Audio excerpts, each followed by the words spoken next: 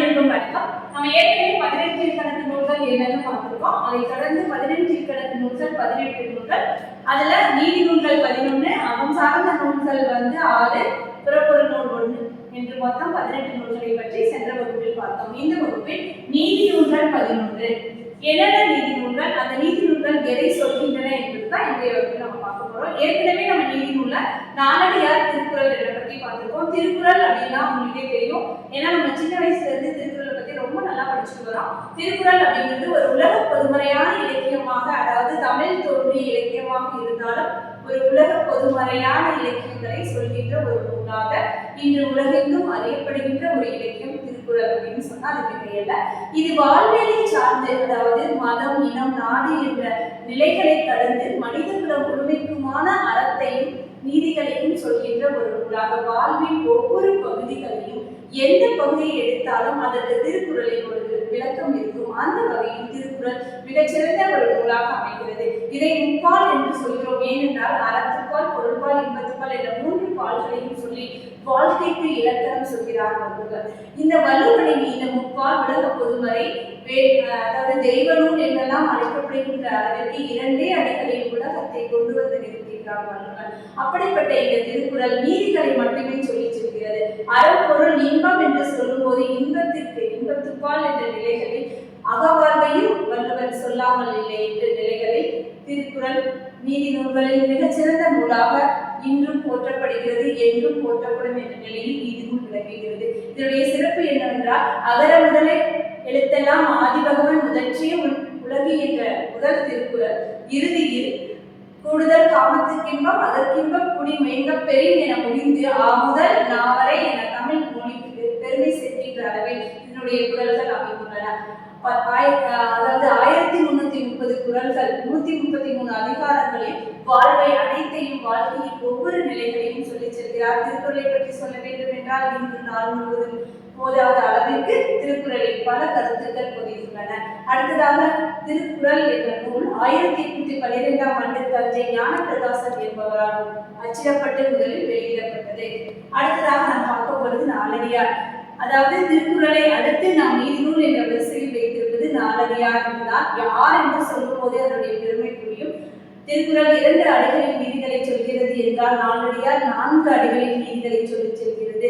4 அடிகளில் 400 பாடல்களை உடைய நூல், அதனால் 4 அடி 400 என்று அழைக்கப்படுகிறது. இதற்கு இன்னொரு பெயர் உண்டு, வேளாண் வேதம். 4 கருத்துக்களை அழகாக சொல்லி நீதிகளையும், அதாவது திருக்குறள் அறம்பொருள் இன்பம் என்ற நிலையில் சொல்லி செல்லும்போது நாலடியார் அறத்தையும் பொருளையும் மிக தெளிவாக சொல்லி செல்கிறது. இதை தொகுத்தவர் பதுமனார். இதற்கு விளக்கங்களை தந்து அறம்பொருள் என்று பகுத்தவர் தருவார். இந்த நாலடியாரை திருக்குறளையும் வைத்துத்தான் 4ம் 2ம் சொல்லுக்குருதி என்ற நிலையில் பலது தமிழ் சொல்லொருமை 4 என்ற பழமொழிகளை எல்லாம் நாம் பயன்படுத்தி கொண்டிருக்கிறோம். இந்த 2 நூல்களுமே தமிழர்களுடைய வாழ்வியல் மட்டுமல்ல உலகிற்கே மிகச்சிறந்த நீதி கருத்துக்களை வழங்குகின்ற நூலாக விளங்குகின்றன. அடுத்து நம்ம பார்க்க போவது நான்மணி கடிகை. நான்மணி கடிகை என்று சொல்லும் போதே, கடிகை என்று சொன்னால் ஆபரணம்.